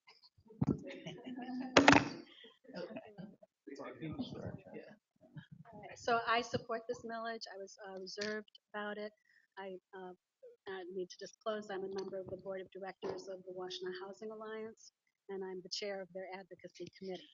And we have seriously vetted this proposal, and we have been very disappointed in it because it's not perfect. It doesn't provide permanent supportive housing as a valuable mental health service to keep people housed and to keep former offenders from reoffending and recidivism, for example. What it will provide is mental health services in the jail, and as many of you know, that the jails and prisons have become the only form of residential-based mental health services now that institutions have closed. So we desperately need these services in the jail as a humanitarian offering. The community mental health budget, some people don't want to support it because they've had so many run-ins with community mental health that haven't been responsive and helpful. And it's a dysfunctional organization, and it's an organization under attack.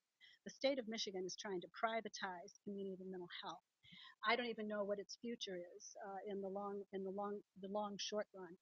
But I know that they have suffered huge cuts already. More are coming down. And if they're going to remain any semblance of a functioning infrastructure that can still survive and grow in the future, they need an infusion of local funds that this millage would provide. The communities that are supporting, that are getting their 1/3 distribution, the city of Ann Arbor is devoting that to pedestrian safety, climate change, and affordable housing. So it's called Public Safety and Mental Health Millage. To conservative people, we're emphasizing public safety. To liberals who have compassion and empathy, we're emphasizing mental health. We are coming off of a very terrible experience with Las Vegas, and more to come. And to me, that's a real, blending of public safety and mental health, and probably a whole lot more that doesn't meet the eye. But it's not perfect. And it's just one of the curses of getting old is that you do start realizing that, you have to make a few compromises.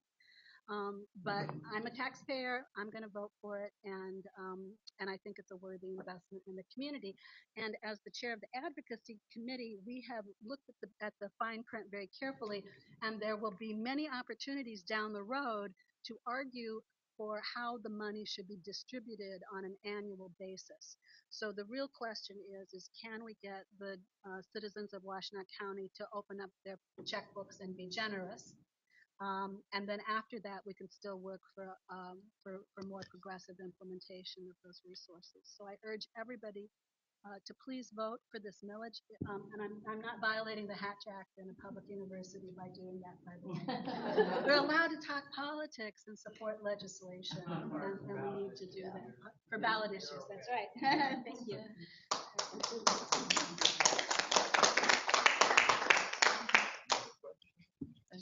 Yeah. Oh, sorry. Not trying to take it away from you. So one question that I have that I think about a lot as someone who is in a lot of debt from my MSW and who, was a TANF worker and is white and would show up at people's doors and they would pretend like they weren't home and all of these things. And I take Austin's point a lot about, not just how do we get more mental health workers, but also how do we get more mental health workers who are more indigenous to the communities that they're serving and have more in common with the communities that they're serving. And so I think that's one of the pluses of this PhD program is that we are supported by a strong union. I think it's why we're able to attract who we are. And you don't have to have a safety net in the same way to come and do a PhD here as you do to do an MSW, to be able to work, for free for those times, right? And particularly given that Trump is threatening to rescind the public service loan forgiveness program, which at least for me, I was planning on how I would not have to pay back those loans. One of my questions is I feel like so often we talk about labor and, race, gender, all this stuff in silos. But I think most of us in social work know that we have a demographics problem in terms of who social workers are and who we're serving. And so I would love to hear your all's thoughts in terms of what role does organized labor have in helping with that problem too, in terms of who are the social workers and how do we get past, which is largely our history of it being middle class, upper middle class white women who don't necessarily have much in common with the communities who they're largely serving.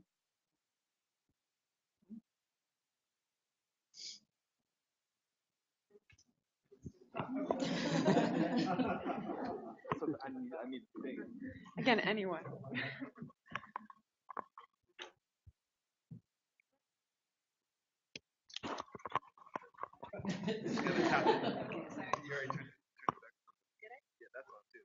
Okay. All right. Well, I feel like I'm over participating, which is my problem. But I feel strongly about this. It's kind of paradoxical. Social work, in part of the labor history, it's raised the fact that the labor movement became kind of enshrined in what was called the old left of just being into class as an issue, and the so-called new left took up issues of gender and sexual identity and ethnic and race and other more broadening of the progressive agenda. And that's been a bifurcation in the labor movement. So it's getting hard, to bring that labor movement together and to redirect it. And it's interesting. I mean, Detroit has some very fascinating politics. I feel sorry for Representative Debbie Dingell, trying to represent her downriver constituency and Ann Arbor at the same time. And so I think that fundamentally, though, that the right to be able to provide for yourself and your family, to house yourself, to have access to healthcare, I believe these are human rights. And that's where the labor movement can do the work, is to be very vocal about establishing these not as soft values, but hard values, and I mean, we have fights over so many issues, but everything negative that happens when it comes to survival negatively impacts the dispossessed communities. And we know about environmental racism, we know about Flint, we know about Hamtramck, we know about Detroit's water shutoffs, we know about so many of those things, and plus, gun violence and who are the victims of violence in terms of hate crimes. So the more that we can have the lifting of everybody through, I'm so glad that Faye mentioned the living wage and as well as other efforts to bring wages up and redistribute wealth will provide something. Those struggles and awareness still have to be fought, even after everybody becomes middle class, a few years from now.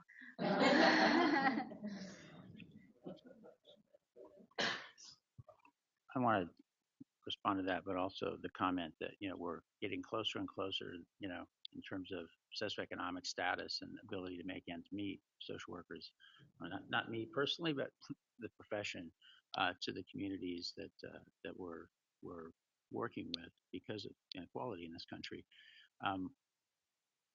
So first of all, I think that I want to end on a somewhat more hopeful note because I get nicknamed Dr. Doom. I mean, the rank and file movement came out of a very similar era, right? Where you had a whole bunch of people coming into the profession.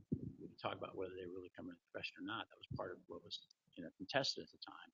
But they were working very closely with people who were suffering because of economic restructuring, if you like, during the Great Depression. And they became sympathetic to those folks and really questioned what the profession was up to. I think the closer we get, the more that's an opportunity. I view that as an opportunity for engaging those communities differently. And with respect to the demography you're talking about, I think both in terms of race, but also gender, some of the institutions, for example, the corrections institution, it is overwhelmingly dominated by men of color. They're the ones in that system. And a lot of folks working in corrections are white men in rural areas, right? I mean, it's kind of like, let's export the poor black people and people of color from the cities to these rural and suburban areas. That's where we put the prisons. It's cheaper. And by the way, there are politicians vote for that. And I think is the decarceration movement is it's a number of things we need to do, but that's an excellent example of if we're going to reintegrate people in communities, or we have alternatives to putting people in jail, then why aren't we employing folks from those neighborhoods? Harry Speck, one of the last things he did when he was dean at Berkeley was he was talking to me about the child welfare system. He said, "Oh, you work in a group home agency. Where do those kids come from?" I said, "They all come from East Oakland and Richmond." "Where are the homes?" "They're not in East Oakland and Richmond." Our homes were kind of on the Hayward, San Leandro, working class. They weren't expensive places, but they were not where I had to go visit the place where these kids came from. Thinking of transforming these systems as a form of economic development and employing the folks who are oppressed by these systems, I think give us opportunities to think about that. And I think organized labor has to be part of that because, that's, I think, the way we begin to make the case for we should at least get paid a living wage. And if you look at where organized labor is, it's not losing everywhere, right? I mean, they are organizing in hospital, in the service industries, right? Hotels, etc. And in many cases, social workers are not making a whole lot more than folks that are in the unions or being successfully organized, let alone the trades, where folks in the trades make way more than your average social worker, right? So I think there are opportunities out there, but we have to pick them strategically. There's not one sort of global solution to this. And one of the things when we talk about organized labor, I mean, I keep going. I mean, it's not just one, not a monolithic group, of course. And for a long time, there were Reagan hard hats, and right now I feel like we're in a situation where there's so much disinformation and so much pitting of one group to another, starting at the top of the political order. When you're in a democracy and you have when you're in a democracy and people can't make judgments because they're, in my view, being blinded by false promises and things like that, it's very dangerous. I mean, I just retired from teaching, and one of the things I found difficult in my last, recently, was feeling some despair about democracy. So we have a Supreme Court case coming about gerrymandering. We've got we've got a chief executive who says whatever he wants to, and there are no such things as facts anymore. And I'm not sure, I mean, I feel a little bit like I don't have anything smart to say about how you address these sorts of things, but I feel like it has to be. And the only time I feel some sort of raise of optimism um, is that I think it'll get to be, you can't keep the lies up forever. And I think that there may be a reaction. And so, you know, when you have political outcomes, when you have practical outcomes that in no way match the rhetoric, I think it sort of sets the stage for more fundamental change, you know, and so that gives me some sort of sense of optimism, like when people have sort of had enough.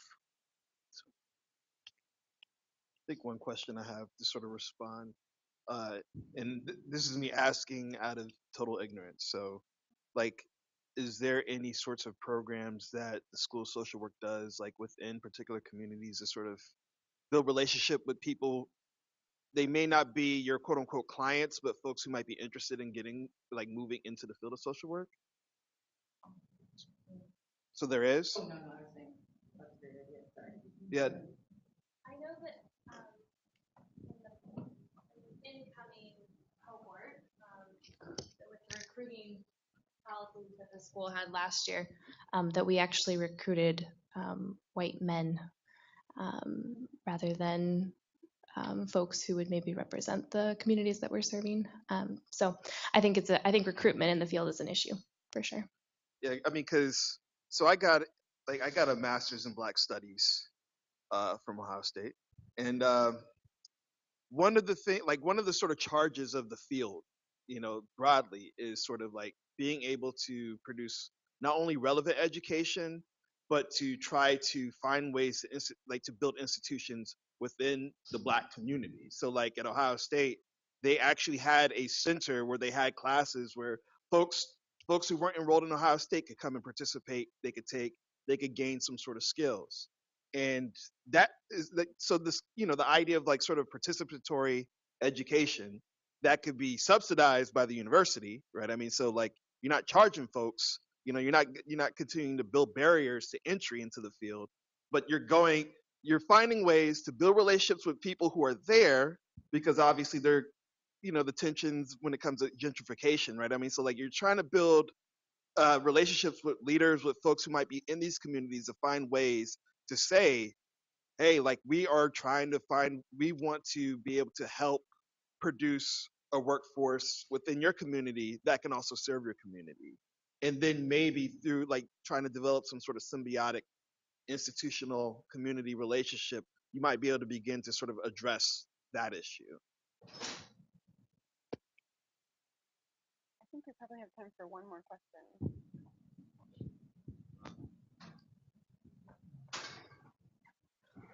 Thank you all for doing this. This made my day. I hope it made everyone's day. I'm part of the Fair Labor Organizing Group of MSW students at the School of Social Work here. And the reason that I think some of us started thinking about these issues was that in the NASW Code of Ethics, there's a call for social and economic justice. And to me, in my idealistic naivety, it being brand new to the field and not having this like history of the field and how it's developed that you've talked about tonight, I thought that, oh, okay, well, if it's in our code of ethics, then everyone will agree that this should be a thing. And I think some of the things you've pointed out tonight are that that there's a lot of differences across the field in terms of how people identify. That there's not a lot of unity either in terms of training or in terms of, and so I guess now I'm kind of wondering, am I wrong to think that social workers should feel morally and ethically obligated by our code of ethics, by our professional code of ethics, which you've mentioned maybe doesn't represent everyone in the field, or people in the field maybe don't feel that the NASW code of ethics represents them. Is that a strong enough ethical, does that give us any call to address social and economic injustice, including, you know, unpaid labor, for example, in educational programs?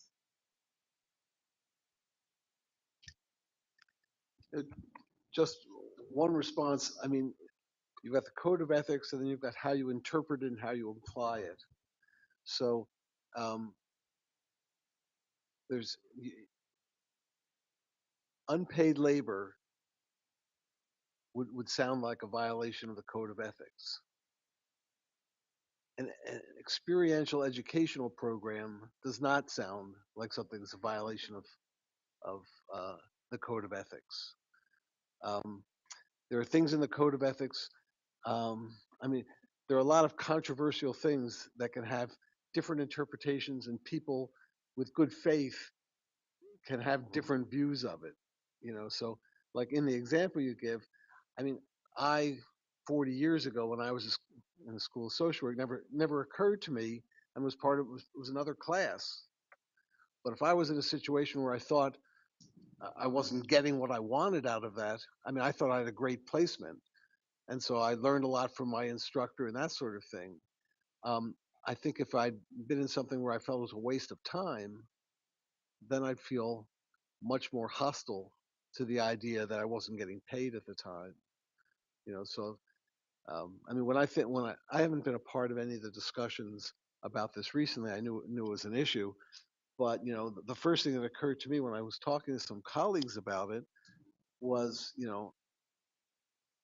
it suggested to me that there was something wrong with some people's field experience if they weren't thinking of it as part of their education, and they were in places where they weren't getting what they should from it. And so that's the way I kind of thought about that.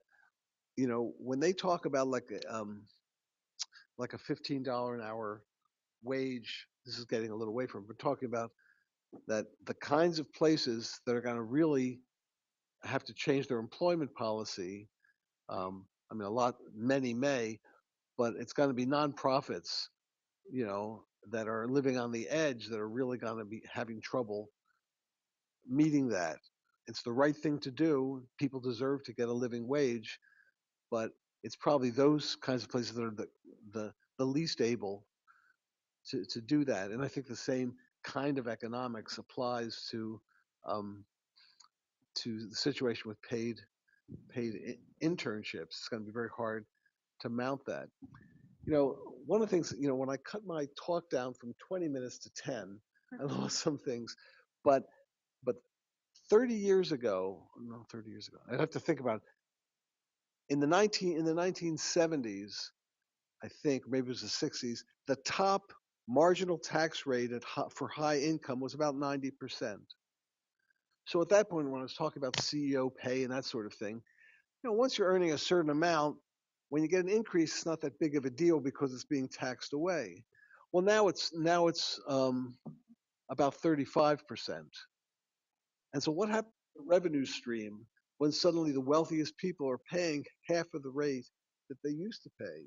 And so when you talk about where's the water that turn from a stone to a sponge, I mean, if you were to talk about a 90% marginal tax rate in this country, that would sound like you were crazy. But 50 years ago, that was the norm, and it certainly would be changing the way pay is distributed, and would be changing the kind of revenues we had. But there are a lot of things where I think we have to relook at what's going on.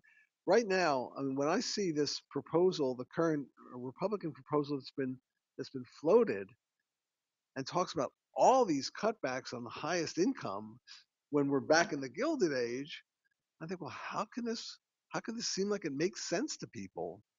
Unless you really have a high income. But how can it be a popular response that's being proposed now? I find it's just kind of incredible in terms of information management. That's where I'm not a political scientist, but that's where I think the contradiction between the myths and reality are coming home, right? So that I think the reason that's possible is that so many people in this country were sort of, I would say, brainwashed into believing that the American dream actually was, they could realize it, right? That the idea that someday I might be a millionaire, and I don't want to be 90% tax rate. Right? If you're sort of the bottom of the market here, that sounds crazy to you. Like, people actually pay that, right? But I think more and more people are realizing that's the deck is stacked. I mean, that's where a lot of this economic populism comes from, right? And so I think the notion of the rich should pay more, actually public opinion polls now are showing that folks are sympathetic to the rich should pay more. So the question is, how do you make that argument? I don't know that we need to go to 90%, but maybe there's an opportunity to educate people about capital gains taxation and like who actually pays that, and why is it that they're paying a lower tax rate than you are, right? I mean, this is basic stuff that I think most Americans don't understand, right? I mean, the idea that people were paying 90% marginal tax rates with a Republican president. How many Americans know that? That if we do the usual quiz about how ignorant we are, right? I'm pretty sure very few people would answer that question accurately, right? So maybe they're. I want to end on a positive note. Education. Yeah. Well, okay, I just have a couple of did you want it? You can go first. Okay. All right. Well, I want to respond to you. You are not wrong. You are not wrong. You are not wrong to recognize your dissatisfaction and your discontent, and you're not wrong to work towards transforming it into some kind of constructive action. I wish I had $1,000 for every time I didn't win what I was after. But that's why it's called social work and not social play. Is that this is hard stuff, and you don't always and it's a process. You know, we train you to assess the situation. Community organizers are taught to do a force field analysis, perhaps. Little Kurt Lewin, if anybody remembers him, and you know, and now you know more. And so now what you do is you take that back and you reevaluate it, and you refine your position so that you're going to be more effective in getting your needs met. It's not the abstract goal. It's getting your needs met as much as possible. So I'm a faculty field liaison at Eastern with foundation level graduate students. I meet with them 90 minutes a week. I spend 3 hours, a minimum of 3 hours over 2 visits in a period of 8 months in the agency working directly. I mentor the new field instructors because a lot of times they aren't providing very good assignments. But I see a lot of this as being within the realm of the possible to make sure the faculty liaisons are monitoring these situations. And when students are complaining, you jump on it. You go right out there to that agency and you talk to people and say, why are you exploiting this student? You know, what's with your, why do they say they're not learning anything? You know, and we can work something out. I'm not saying that I would be that blunt. You know what I mean? I would be a little more professional in my approach so as not to alienate them. But I would investigate that. Personally, I am working at EMU on advocating for a student's Bill of Rights in our field placement manual. Because some students, I've just been collecting stories. That's how we go from case to cause, right? I've been collecting stories from my interns of where they got rubbed wrong. And we reframed that into, let's get this reformulated and explicit, because if we can get it in the manual, then it's policy. And then the new field instructors are trained with it, and we can tell the students, if your rights are, these are your rights. If they're being violated, then you have a leg to stand on. And I always encourage my students to self-advocate. Advocacy begins with yourself. We're such pushovers and soft touches, you know, as social workers. We really have to defend ourselves and learn how to advocate for ourselves. And so you're never wrong in that. And my experience of oppression has always guided me in getting closer to client communities.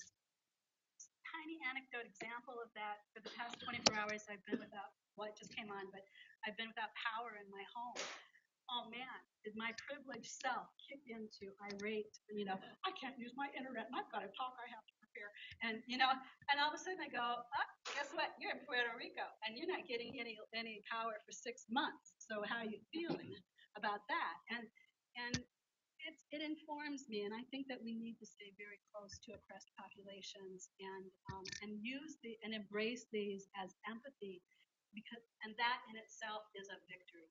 You know, to walk in the shoes of exploited people and know how that feels.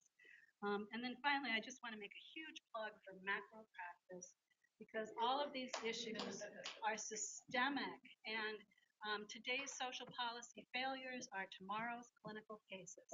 And we must be directing as many resources as we possibly can to joining with our brothers and sisters in all of these awesome social movements to get us out of this dark period of history, and maybe even use this as, you know, the 30. I love the reference of a lot of good stuff came out of the 30s. So, you know, we've really got grist for some transformation, and to see this as an opportunity. So I'm gonna put on my humanities hat and get a little bit of abstract. And I wrote down 3 things, right? I mean, so the degradation of work, labor regime built upon capitalism, sexism, and racism, and all work has been and is gendered. And when folks talk about unpaid internships, a positive experience, or like we're bringing up Charity, who used to perform charity, mostly women. I think these sorts of structures that you are operating in, obviously, right? Like they're built upon the sort of historical legacy of one, slavery, Black women performing a lot of reproductive labor, not only for Black families, but for the whole country. If you're talking about Black folks building the structure, or like being among the groups, right? The most oppressed groups building the structure of the country. And I'm talking about, so yeah, like you can talk Black folks, folks, that are shipped in from Asian countries, right? Helping build the West, obviously on indigenous lands, right? I mean, so it's like women in all of these groups are not only performing reproductive labor for their families and their groups, they're performing it for the whole country, and obviously not getting any sort of compensation for it. It's not even being recognized. And some of these values, right, that sort of come out of it, at least in Black history, right? Jacqueline Jones, who is a historian, wrote this book called Labor of Love, Labor of Sorrow, right? And it's the sort of it's the tension that Black women historically have sort of had to feel when it came to participating in this reproductive labor. One, as a means to sort of help save the race, but then also it's the function of the double day, plus triple jeopardy, as many Black feminists like Frances Beale and the Combahee River Collective started articulating in the late 60s and early 70s, right? I mean, so like you have these sort of overlap, like you have oppressions and historical legacies that are sort of overlapping, and these ideas and these values begin, like they continue to sort of seep in, into the broader sort of labor structures, and they transform, right? So it's labor of love during slavery, and then it's charity, in the late 18th or the late 19th, early 20th century. Now it's, well, you're going to get a great experience. And not only in social work, you're going to get a great experience if you're working in an internship, but even on Wall Street, right? Like that's why, the idea is if you get a particular form of internship, it's going to pay off, but you're also doing it to accumulate some sort of experience for, at the cost of yourself. So I think, I'm typically, a pretty optimistic person, especially if you like follow me on social media and you talk to me outside of this stuff. But no, I think making sure that we keep in mind the sort of historical legacies by which gender, sexuality, settler colonialism, racism sort of help, form the sort of like the structures by which we're already operating on. And if we're not trying to figure out ways to sort of overturn that gender imaginary in labor, right, that help, the male breadwinner wage, another product of that, right, that sort of like helps structure the ways in which we think of labor and labor policy, then, like folks who are our descendants are going to be having the same conversation. Well, thank you so much. And we wanted to really thank all of the panelists for bringing in these historical perspectives to have this conversation that really crosses this divide between scholarship and practice and questions that are clearly very relevant and important to all of us today. We also wanted to thank especially the Vera Luke Fund and to all the other groups that have helped to fund this event and bringing Professor Courtney and breakfast this morning and other things. So that's the Poverty and Inequality Learning Community, the Critical Intersectionality Learning Community, Faculty Allies for Diversity, and also the Doctoral Student Organization. So thank you so much, everyone. We really appreciate you spending the entire afternoon with us. Thank you.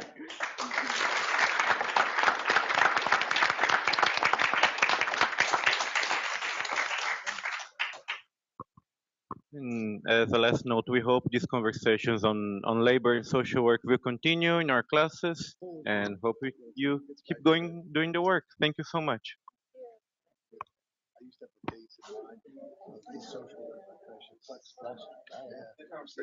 When you get so broad, how can you control it? How can you control it? Well, actually, yeah. So when I took over SSR, There's no such thing as getting too passionate. I like to talk, right?